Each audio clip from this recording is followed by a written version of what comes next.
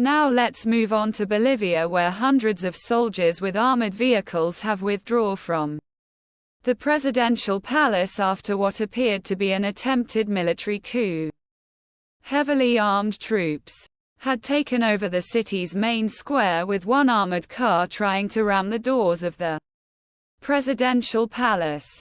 Bolivia's president denounced what he called the irregular mobilization by some units of the Bolivian army, saying democracy must be respected.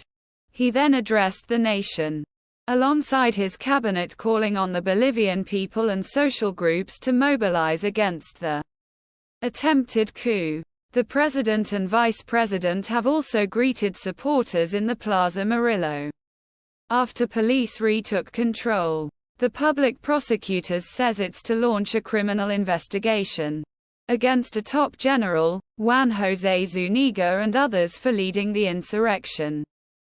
Well, let's now speak to our Colombia correspondent for BBC Mundo, Jose Callas Curieto. Good to have you on the program. So just explain in more detail what was going on in Bolivia. It's been a very tumultuous 24 hours, hasn't it?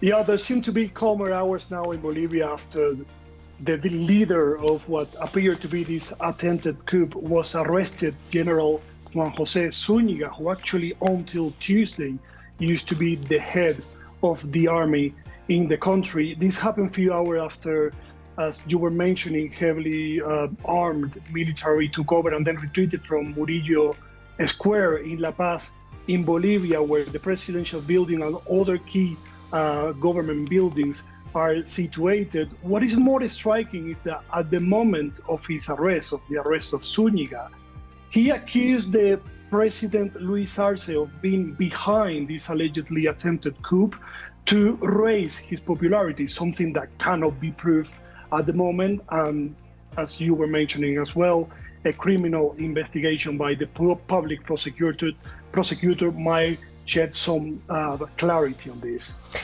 Could you just put this in context for us and what led up to the events of this week?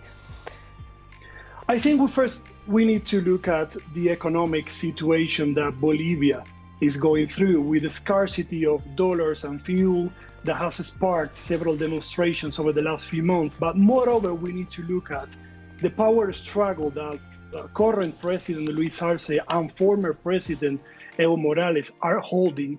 They used to be close allies, but they are now rivals.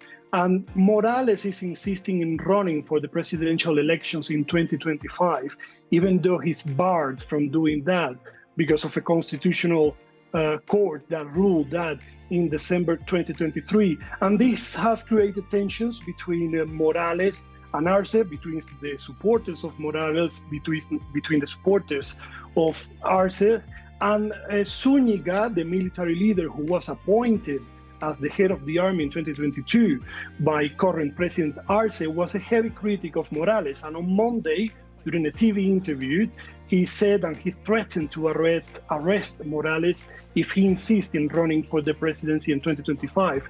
This was considered as the reason why he was dismissed from his charge, and then why he decided to cover this main square in the center of La Paz in Bolivia.